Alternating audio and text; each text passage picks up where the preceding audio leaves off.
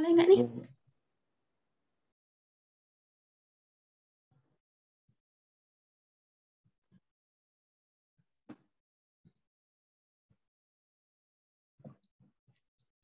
Assalamualaikum warahmatullahi wabarakatuh.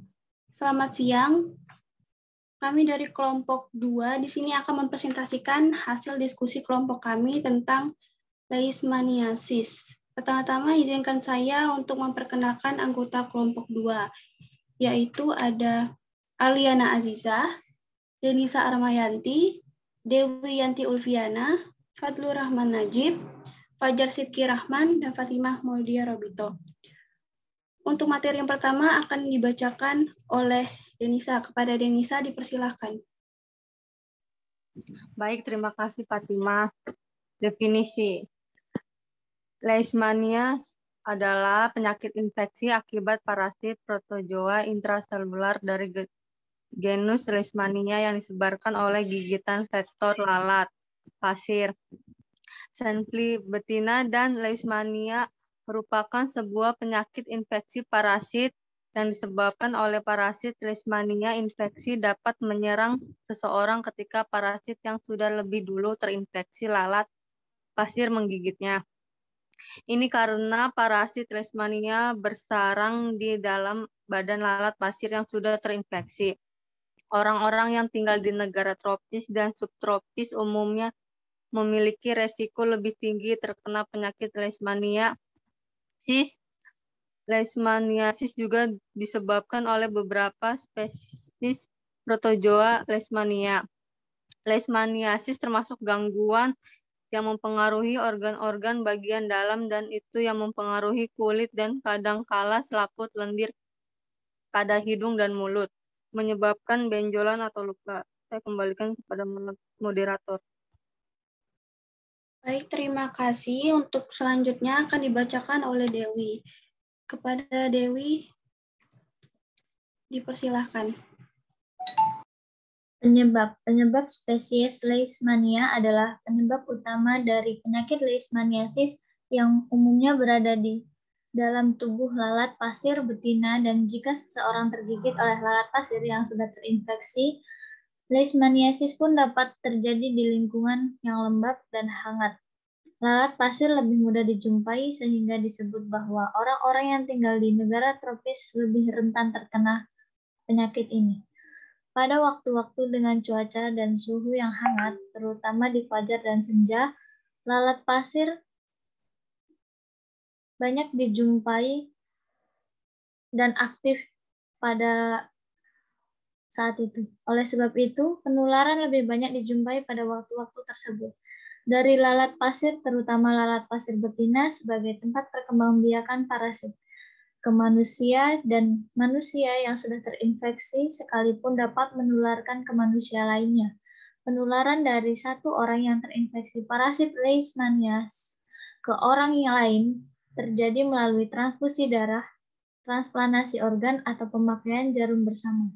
Pada beberapa kasus dapat diketahui bahwa penularan pun dapat terjadi dari manusia ke lalat pasir, lalu kemudian lalat pasir ke manusia lagi. Baik, saya kembalikan ke moderator. Baik, terima kasih. Untuk materi selanjutnya akan dibacakan oleh Fajar. Kepada Fajar dipersilahkan. Baik, terima kasih. Cara transmisi. Yang pertama melalui gigitan lalat pasir atau Phlebotomus dan Lucilla atau lalat hutan. Yang kedua hubungan seksual, dan yang ketiga transplantasi organ, yang keempat transfusi darah dan kongenital atau jarang. Leishmaniasis ditransmisikan oleh vektor Sanfly atau agas dari genus Phlebotomus pada Old World atau Asia, Afrika, dan Eropa, dan genus Lutzomyia pada New World atau Amerika. Ukuran vektor Sanfly sangat kecil, yaitu panjangnya kurang 3,5 mm atau sekitar sepertiga ukuran nyamuk. Vektor ini bersifat nokturnal dan hanya Sanfly betina yang menghisap darah sebagai makanannya, menurut alomedica.com. Transmisi dapat bersifat antropootik atau vektor mentransmisikan infeksi dari manusia yang terinfeksi ke manusia yang sehat. atau bersifat zoonotik atau vektor mentransmisikan infeksi dari reservoir hewan ke manusia. Transmisi antar manusia dapat terjadi melalui penggunaan jarum suntik pada penggunaan obat terlarang, sedangkan transmisi in utero jarang terjadi, menurut alomedica.com. Baik, saya kembalikan ke moderator. Baik, terima kasih. Selanjutnya akan dibacakan oleh Najib. Kepada Najib dipersilahkan. Baik, terima kasih. Yang selanjutnya adalah metode deteksi. Berbagai metode laboratorium dapat digunakan untuk mendiagnosa leishmaniasis. Untuk mendeteksi parasit serta mengidentifikasi leishmania spesies jenis, beberapa hanya tersedia di laboratorium rujukan. Diagnosis laboratorium leishmaniasis dapat dibuat sebagai berikut.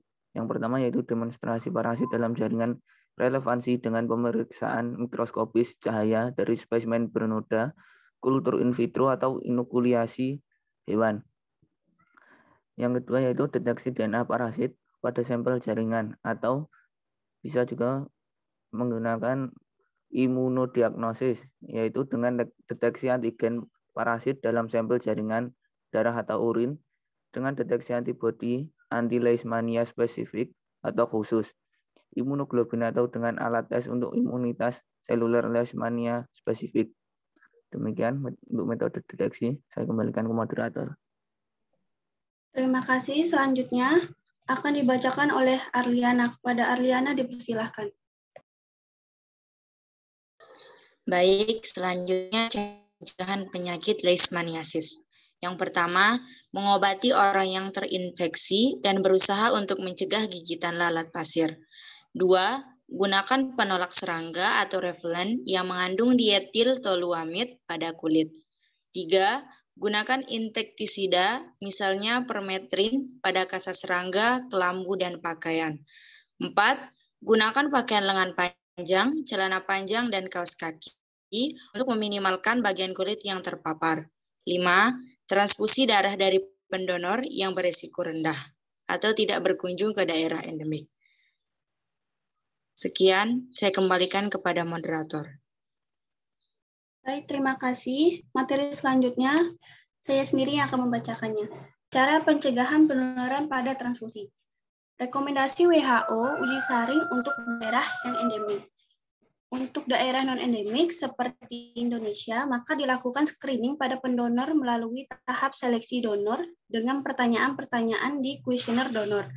Jika memiliki riwayat leishmaniasis, maka pendonor ditolak secara permanen.